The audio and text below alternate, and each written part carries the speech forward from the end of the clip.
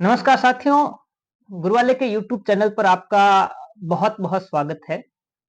और आज अपना जो वीडियो रहेगा वो पिछले वीडियो पर ही आधारित रहेगा, क्योंकि पिछले वीडियो में बहुत सारे साथियों का ये कमेंट था कि सर आवाज़ बहुत डिस्टर्ब हो रही है, बीच में आवाज़ उसमें कट रही थी, कुछ टेक्निकल इश्यूज़ थे। तो उसी को अपन वापस रिपीट कर रहे हैं।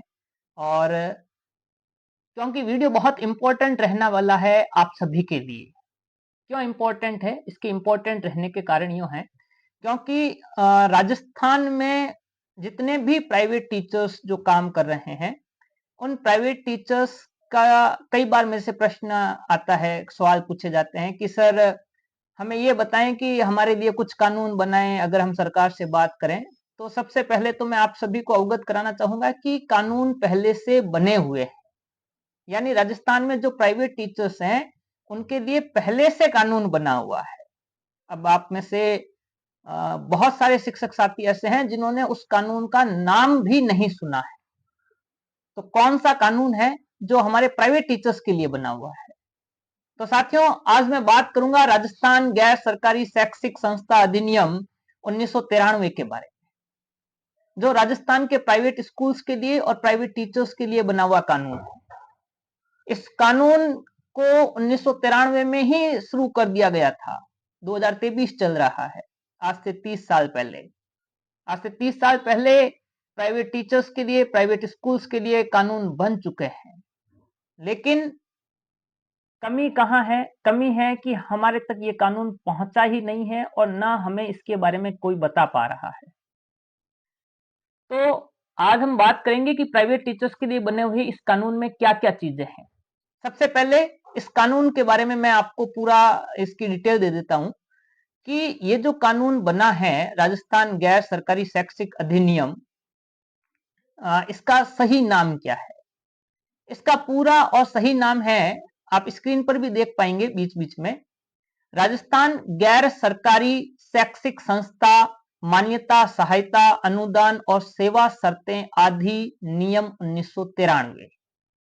सीधा सा मतलब है कि राजस्थान के जितने भी गैर सरकारी शैक्षिक संस्थान हैं, उन संस्थानों के लिए उनको मान्यता देने के लिए, उनको सहायता अनुदान देने के लिए और वहां पर जो कर्मचारी काम कर रहे हैं उनके लिए सेवा शर्तें क्या रहेगी, इन सबके संबंध में जो कानून बनाया गया है वही कानून राजस्थान गैर सरकारी शैक्षिक संस्था मान्यता सहायता अनुदान और सेवा शर्तें अधिनियम 1993 के नाम से जाना जाता है। तो सबसे पहले तो आपको इस कानून के बारे में पता होना चाहिए। अब कानून बना दिया है, बहुत लंबे चौड़ा कानून है, लगभग 70-80 पेज है इस कानून के अंदर। तो मोस्टली तो क्या है कि हम इसको पढ़ते ही नहीं है। तो है क्या ये कानून? इस कानून के अंदर अगर हम बात करें तो मैं आपको बता दूं कि कानून के अंदर आपके जितने भी जो मुख्य बिंदु हैं वो मैं आपके सामने लेके आ जाता हूं कि सबसे पहले तो इस कानून को 1992 में बनाना शुरू किया गया था और ये 1993 में लागू हुआ था। और राजस्थान, पूरे राजस्थान के जितने भी सरकारी गैर सरकारी संस्थान हैं, जितने भी प्राइवेट स्कूल वगैरह हैं, उनके लिए ये कानून बनाया गया था और उस कानून का नाम ही राजस्थान गैर सरकारी संस्थान है। अगर अपन इसकी बात करें, इसमें बहुत सारे बिंदु दे रखे हैं और अलग अलग टर्म्स दे रखे हैं। उन टर्म्स के बारे में तो सबसे पहले अपन हम बात करेंगे कि गैर सरकारी शैक्षिक संस्था से क्या तात्पर्य है। आज हम बात करेंगे केवल यहां पर नियुक्ति से संबंधित, क्योंकि लंबा कानून है। तो इसमें पिछली बार भी जब हमने एक साथ इसका वीडियो बनाया था तो कुछ टेक्निकल इश्यू हो गए थे, तो इस बार हम इसको थोड़ा शॉर्ट करेंगे और अलग अलग बिंदुओं पर अलग अलग तरीके से हम इनके वीडियोस जारी करेंगे। तो आज का हमारा जो मुख्य वीडियो रहेगा उसका मुख्य बिंदु रहेगा कि राजस्थान में जो प्राइवेट टीचर्स हैं उनकी ज्वाइनिंग कैसे की जाती है। तो उससे पहले नियुक्ति के संबंध में सारी बातें करने से पहले मैं इस कानून को ब्रीफली आप बता दूं, बिल्कुल शॉर्ट के अंदर, कि गैर सरकारी शैक्षिक संस्था से तात्पर्य क्या है, क्या इसका मतलब दे रखा है। तो देखिए, गैर सरकारी शैक्षिक संस्था से जो मीनिंग, जो मतलब यहाँ पे दे रखा है, जो तात्पर्य दे रखा है, जो अभिप्राय है, जो कानून के अकॉर्डिंग जो राजस्थान गैर सरकारी शैक्षिक संस्था अधिनियम 1993 है, उसके तहत गैर सरकारी शैक्षिक संस्था का मतलब क्या है। गैर सरकारी शैक्षिक संस्था का मतलब है कि ऐसा कोई भी महाविद्यालय यानी कॉलेज भी शामिल है इसमें, विद्यालय यानी कोई स्कूल है, प्रशिक्षण संस्थान यानी चाहे आपकी एसटीसी बीएड की कॉलेज है जो भी आपको ट्रेनिंग देती है, प्रशिक्षण संस्थान या किसी भी नाम से अभिहित कोई भी अन्य संस्था अभिप्रेत है जो शिक्षा देने या राज्य अथवा केंद्रीय सरकार द्वारा मान्य कोई प्रमाण पत्र, डिग्री, डिप्लोमा या कोई भी शैक्षिक विशिष्टता अभिप्राप्त करने के लिए छात्रों को तैयार करने या प्रशिक्षण देने के उद्देश्य से स्थापित की गई है और चलाई जाती हो, या राज्य में लोगों के शैक्षिक, सांस्कृतिक और शारीरिक विकास के लिए कार्य कर रही हो, जो राज्य या केंद्रीय सरकार या किसी भी विश्वविद्यालय या स्थानीय प्राधिकरण या राज्य या केंद्रीय सरकार के स्वामित्व या नियंत्रण के अधीन के किसी अन्य प्राधिकरण के न तो स्वामित्वाधीन हो और ना ही उसके द्वारा प्रबंधित हो। यानी ये जो कानून बनाया गया है ये राजस्थान के जितने भी प्राइवेट स्कूल्स हैं, प्राइवेट कॉलेज हैं, चाहे वो एसटीसी कॉलेज हैं, चाहे बीएड कॉलेज हैं, चाहे डिग्री कॉलेज हैं, यानी जो बच्चों को ट्रेनिंग देने का काम करते हैं, उसके अलावा राजस्थान के वो शैक्षणिक संस्थान जो बच्चों को शिक्षा देने का काम करते हैं, वो सारे के सारे संस्थान इस अधिनियम के तहत आपके उसके अंडर में आएंगे। ठीक है, तो सबसे पहले तो ये कानून किसके ऊपर लागू हो रहा है ये चीजें आपको क्लियर हो गई है। उसके बाद में अगला जो ये कानून आपके है, इसके अंदर आज हम बात करेंगे किसके बारे में। इसमें अलग अलग चैप्टर दे रखे हैं। ये जो पहला चैप्टर है, इस पहले चैप्टर में कानून के पहले अध्याय के अंदर राजस्थान गैर शैक्षणिक संस्थान अधिनियम 1993 का जो पहला अध्याय है उसमें इसकी परिभाषा दे रखी है और उसके जो कुछ मुख्य बिंदु हैं उन सबकी डेफिनेशंस दे रखी है, परिभाषाएं दे रखी है। इसका जो दूसरा अध्याय है उसके अंदर दे रखा है कि मान्यता कैसे ली जाती है, क्या उसका प्रोसीजर है और कैसे आपको मान्यता मिलेगी शैक्षणिक संस्थान को, या अगर शैक्षणिक संस्थान ऐसी कोई भी दिक्कत पैदा करता है तो उसके लिए उसकी मान्यता कैसे रद्द हो सकती है, ये चीजें भी इसमें दे रखी है। तो अगला हम बिंदु देखेंगे इसके अंदर कि जो जो बिंदु इसके अंदर मेन इंपॉर्टेंट है आपके लिए, मैं आज केवल उसी के ऊपर डिस्कस करूंगा आपके साथ में। और इसका जो छठा चैप्टर है उस छठे चैप्टर के अंदर आपके दे रखा है कि यहाँ पर जो कर्मचारी नियुक्त होंगे उन कर्मचारियों को नियुक्त करने के लिए कौन कौन से प्रोसीजर अपनाए जाएंगे। तो इसके बारे में मैं आज यहाँ पे आपके डिस्कस करूंगा, क्योंकि बड़ा कानून है, एक वीडियो के अंदर इसको बनाना और सारे कानून को समझाना थोड़ा संभव नहीं हो पाएगा। तो इसके लिए अपन इसको अलग अलग टॉपिक के हिसाब से अपन इसको क्या करेंगे, डिस्कस करेंगे। देखिए जो दिक्कत आ रही है अपनों को वो यही आ रही है कि हमें अभी तक हमारे अधिकारों का पता ही नहीं है कि हमें अधिकार कौन कौन से दिए गए हैं, यानी हमारे जो अधिकार हैं उनको किस तरीके से हमें काम में लेना है। तो इसका जो चैप्टर नंबर 6 है, देखिए चैप्टर नंबर 5 या जो 6 है जिसमें जनरल कंडीशन ऑफ सर्विस दे रखा है, सेवा की सामान्य शर्तें, कि जो सेवा ली जाएगी टीचर से वो किस तरीके से ली जाएगी, या जो कर्मचारी यहाँ पर नियुक्त किए जाएंगे वो किस तरीके से वहां पर काम करेंगे। तो सबसे पहला जो चैप्टर नंबर 5 है, इसका चैप्टर नंबर 5 में सेवा की सामान्य शर्तें हैं। उन सेवा की सामान्य शर्तों के अंदर जो पहला पॉइंट आता है वो पॉइंट आता है आपका भर्ती, या जिसको अपन रिक्रूटमेंट कह सकते हैं। देखिए जब शैक्षणिक संस्थान खुलेगा तो नो डाउट उसके अंदर टीचर्स चाहिएंगे, दूसरे कर्मचारी चाहिएंगे, और उन कर्मचारियों की भर्ती कैसे की जाएगी, आज इस वीडियो का मुख्य उद्देश्य अपना ये है कि हमें पता होना चाहिए कि हमारी ज्वाइनिंग कैसे होती है या किस तरीके से हमारी ज्वाइनिंग होनी चाहिए। तो साथियों सबसे पहले हम बात करेंगे कि जितने भी private schools, college, coaching centres या इस तरह की जो है वहां पे किस तरीके से ज्वाइनिंग होगी, तो ही जो सरकार से मान्यता प्राप्त है उनमें ज्वाइनिंग का क्या तरीका है, जो एक लीगल तरीका है। क्योंकि आज तक मेरे हिसाब से 99.99% जो टीचर्स हैं वो इलीगल तरीके से काम कर रहे हैं, लीगली नहीं आपने कहीं ज्वाइन किया है। और जब तक आप लीगली ज्वाइन नहीं करेंगे तब तक अगर आपको कोई भी दिक्कत आती है तो ना तो कोर्ट आपकी समस्या का हल कर पाएगा और ना ही कोई दूसरा व्यक्ति आपकी समस्या का हल कर पाएगा। तो लीगल प्रोसीजर क्या है? लीगल प्रोसीजर वो प्रोसीजर जो राजस्थान गैर सरकारी शैक्षिक संस्थान अधिनियम 1993 में दे रखा है, वो लीगल तरीका है। क्या है लीगल तरीका, जानते हैं। देखिए, भर्ती के लिए इस अधिनियम में क्या कह रखा है? भर्ती के लिए इस अधिनियम में कहा गया है कि किसी मान्यता प्राप्त संस्था में कर्मचारियों की भर्ती, देखो मैं पूरा एज इट इज उसी तरह से आपको कानून बताऊंगा जैसा अधिनियम में लिखा है ना, ताकि आप उसमें कभी कंफ्यूज नहीं हो। तो लिखा यह है कि किसी मान्यता प्राप्त संस्था में कर्मचारियों की भर्ती या तो व्यापक प्रसार वाले स्थानीय दैनिक समाचार में खुला विज्ञापन देने के पश्चात या रोजगार कार्यालय द्वारा उपलब्ध कराई गई अभ्यर्थियों में से इसके नीचे विहित रीति से योग्यता के आधार पर की जाएगी। बड़ा सिंपल सा एक स्टेटमेंट इन्होंने लिखा है कि अगर आपको भर्ती करनी है तो सबसे पहले आपको अपने जो स्थानीय समाचार पत्र हैं जो व्यापक रूप से चलता है वहां पे, जैसे राजस्थान के अंदर राजस्थान पत्रिका, दैनिक भास्कर, बड़े न्यूज़पेपर हैं, तो इसमें आपको क्या करना पड़ेगा, एक एडवर्टीजमेंट देना पड़ेगा, एक विज्ञापन देना पड़ेगा। या आपको जो रोजगार कार्यालय से कुछ अभ्यर्थी ऐसे, जैसे आजकल ये होता है ना, आपने देखा होगा कि बच्चों को बेरोजगारी भत्ता भत्ता दिया जाता है। तो बेरोजगारी भत्ते में क्या होता है, बेरोजगारी भत्ते में ये होता है कि आपको वहां पे कुछ, आजकल देखो आपने आपको बताया गया होगा कि अगर आपको बेरोजगारी भत्ता चाहिए तो बेरोजगारी भत्ते के लिए आपको क्या करना पड़ेगा कि कहीं न कहीं आपको काम करना पड़ेगा, तभी आपको बेरोजगारी भत्ता मिलेगा। तो रोजगार कार्यालय के द्वारा अगर आपको कोई अभ्यर्थी विद्यालय को कोई प्रोवाइड करवाए जाते हैं तो उनको वो नियुक्त कर सकते हैं। तो सिंपल सा फंडा है कि अभ्यर्थियों की भर्ती किस बेस पर होगी, अभ्यर्थियों की भर्ती अखबार में ऐड देने के पश्चात होगी। नंबर एक चीज।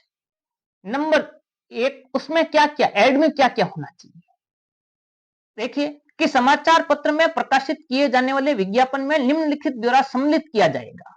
हम भी प्रयास करेंगे, गुरुवाले भी ये प्रयास करेगा कि इसी तरीके से अगली नए सेशन से जो भर्ती की जाए उसमें जो हमारे पास में जो ऐड आएंगे उसमें भी ये सारी चीजें शामिल करवाने का हम प्रयास करेंगे कि ऐड में क्या क्या होना चाहिए। उसमें से बहुत सारी चीजें तो हम पहले से फॉलो कर रहे हैं, और जो चीजें हम फॉलो नहीं कर रहे हैं, हो सकता है कुछ चीजें हमारे भी ध्यान में नहीं रहे, तो हम अगली बार से प्रयास करेंगे कि बिल्कुल वही सूचना हम भी विज्ञापन में स्कूल से मंगवाएं जो सूचना एक अधिनियम के तहत हमें चाहिए।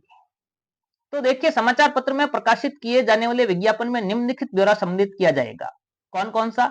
नंबर एक, पदों के नाम और संख्या कि किस पोस्ट की, भाई प्राइमरी के कितने टीचर्स चाहिए, सेकेंडरी के कितने चाहिए, किस सब्जेक्ट के कितने चाहिए और कितने टीचर्स चाहिए, उनकी संख्या ये होनी चाहिए। उसके बाद में अपेक्षित अर्हताएं, यानी आपके पास में एक्सपेक्टेड क्वालिफिकेशन क्या होनी चाहिए उस टीचर की, आप क्या एक्सपेक्ट करते हैं टीचर से कि उसके पास में बीएड होना चाहिए, उसके पास में मास्टर डिग्री होनी चाहिए। तो इस तरह की जो भी डिग्री है तो वो डिग्री होनी चाहिए। ठीक है, तो जो डिग्री है या जो आप जो भी भर्ती निकाल रहे हैं उस पोस्ट के लिए जो भी क्वालिफिकेशन चाहिए वो क्वालिफिकेशन भी उसमें मेंशन होनी चाहिए। नंबर दो, वेतनमान, आपको पहले से उसमें बताना पड़ेगा कि आप कितना वेतन देंगे, कि पेमेंट कितना देंगे, ये भी उसमें ऐड में सम्मिलित होना चाहिए। उसके बाद में आता है अपेक्षित अनुभव, यानी एक्सपीरियंस कितना होना चाहिए, कितना एक्सपीरियंस चाहिए आपको, है ना, कि भाई इतने एक्सपीरियंस वाला टीचर चाहिए। अगला है अन्य अर्हताएं, यानी और आप उनसे क्या एक्सपेक्टेशन करते हैं कि उसको कंप्यूटर का नॉलेज होना चाहिए, उसको ये नॉलेज होना चाहिए, उसे ऑफिस का काम है, जो भी आप एक्सपेक्टेशन करते हैं। और उसके बाद में है एज, कि किस डेट तक उसकी मिनिमम एज कितनी हो जानी चाहिए और मैक्सिमम एज कितनी होनी चाहिए, कि इतनी एज से इतनी एज के बीच का व्यक्ति ही हमारे यहाँ पे अप्लाई कर सकता है। शायद ही, मुझे नहीं लगता कि राजस्थान का कोई भी निजी विद्यालय इतनी सारी सूचनाएं देकर विज्ञापन डलवाता हो न्यूज़पेपर में। इस तरह का विज्ञापन आपको जहां तक मैंने देखा है, केंद्रीय विद्यालय संगठन केवीएस जो है, केंद्रीय विद्यालय संगठन की जब भी कोई इस तरह की संविदा की भर्ती आती है या इस तरह से उन्हें टीचर हायर करने होते हैं, क्योंकि मैं खुद 4 साल केंद्रीय विद्यालय संगठन में रह चुका हूं, मैंने 2 साल प्राथमिक शिक्षक के रूप में और 2 साल मैंने व्याख्याता इतिहास के रूप में भी वहां पर काम किया है। तो हमें पता है कि वहां का जो पैटर्न है वो बिल्कुल इसको फॉलो करता है। वो बिल्कुल इन पैटर्न्स को फॉलो करके चलते हैं। यानी ये सारी चीजें उसमें दे रखी होगी। आपको अगर चाहिए केंद्रीय विद्यालय संगठन का कोई भी विज्ञापन चाहिए जिसमें आप देख पाएंगे कि इस तरह की, और मैं शेयर भी कर दूंगा आपके साथ में, या आप देख पाएंगे, है ना, तो उसमें ये सारी चीजें आपको वहां पर देखने को मिलेगी। उसके बाद में इस तरह की उसमें होनी चाहिए कि सारी सारी चीजें, और जो आपकी एक्सपीरियंस है, या सॉरी जो क्वालिफिकेशन है, क्वालिफिकेशन ऐसी होगी जो सरकार द्वारा सरकारी शैक्षिक संस्थाओं के कर्मचारियों के उसी प्रवर्ग के लिए विहित हैं, सिवाय संगठन सचिव के पद के, जिसके लिए अर्हताएं निम्नलिखित होगी। देखो, अब जो क्वालिफिकेशन वाला मामला आता है, बहुत सारे टीचर्स कहते हैं सर नॉन क्वालिफाइड टीचर्स पढ़ा रहे हैं, ये है वो है।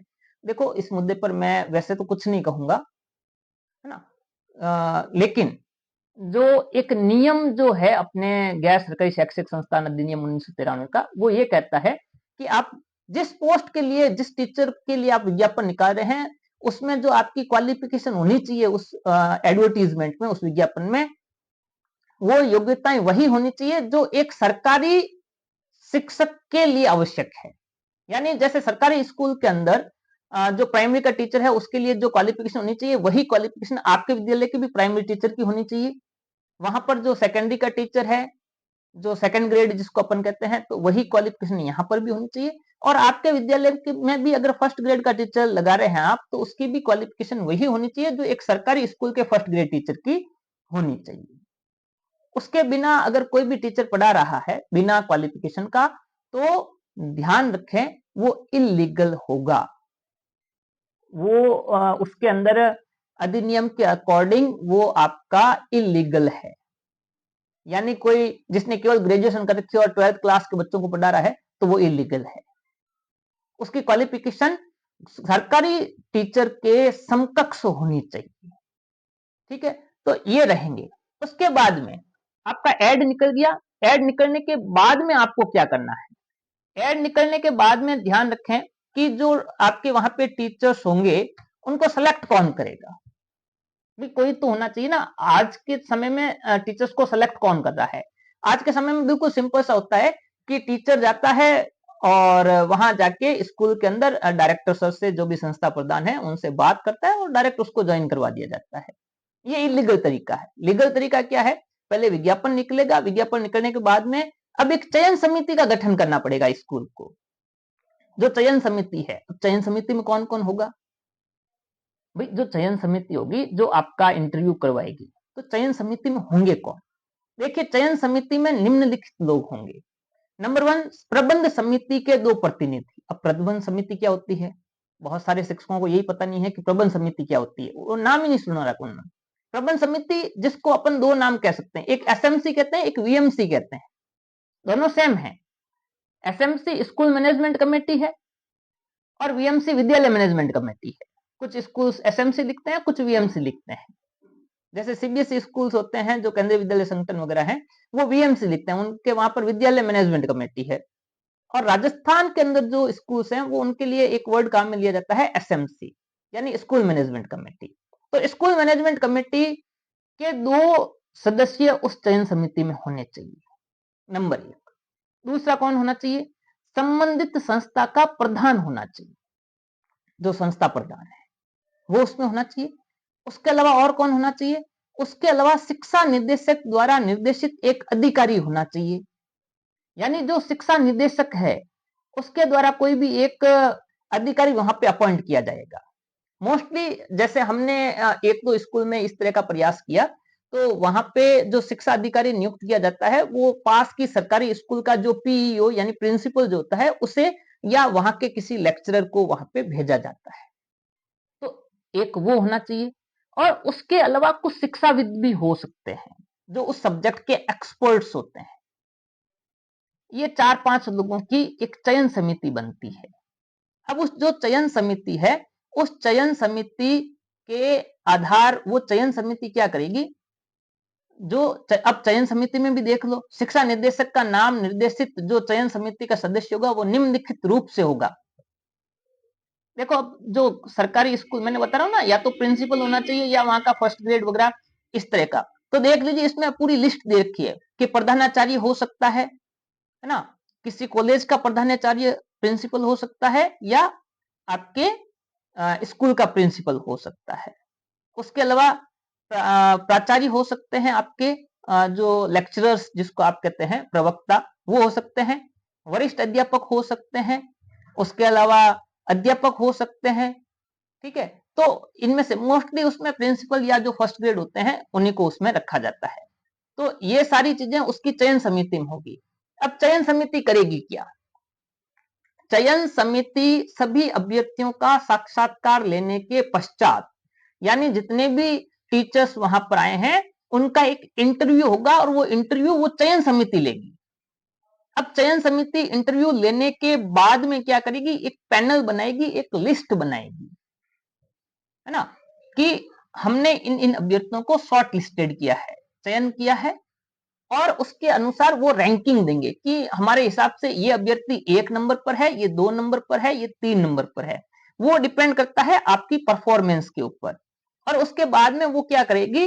प्रबंध समिति को वो लिस्ट देगी, यानी जो एसएमसी या वीएमसी है उसको वो क्या करेगी? लिस्ट दे देगी कि साहब हमारी तरफ से हमने इनको शॉर्ट लिस्टेड किए हैं, और इन शॉर्ट लिस्टेड टीचर्स को आप बुला सकते हैं और अपने यहाँ पे क्या कर सकते हैं?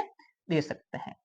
उन सभी की सूची जारी होने के बाद में उसको सक्षम अधिकारी को उसके अनुमोदन के लिए अग्रेषित करेगी, यानी जो भी वहां का डीओ वगैरह होगा उसके पास में वो लिस्ट जाएगी, और वो ये कहेंगे कि हाँ हमने इन टीचर्स को सिलेक्ट किया है, हमारी चयन समिति ने, आप इसको अप्रूवल करें। तो वहां से डीओ सर जो होंगे, जिला शिक्षा अधिकारी होते हैं, वो वहां से अप्रूवल करके देते हैं, और उसके बाद में उनको वहां पे अपॉइंटमेंट दिया जाता है।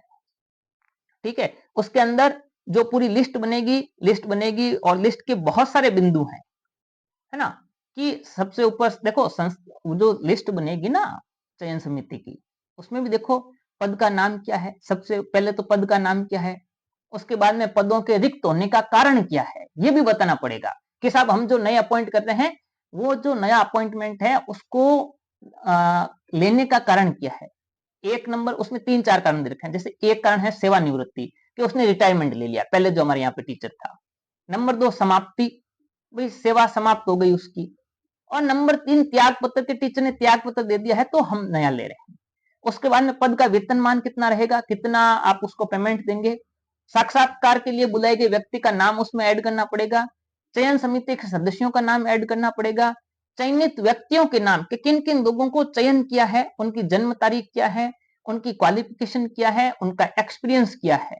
और जो चयन समिति है उसने उन्होंने उस टीचर को जो अंक दिए हैं, जो उनकी रैंकिंग के लिए अंक निर्धारण दिया है, तो वो किस बेस पर दिया है, उसके लिए क्या मापदंड अपनाए गए थे, वो मापदंड भी उन्हें बताए जाएंगे। और चयन समिति द्वारा प्रत्येक अभ्यर्थी को दिए गए अंक, ये पूरी एक लिस्ट तैयार होकर डीओ सर के पास में जाएगी, और डीओ सर उसको अप्रूव करेंगे।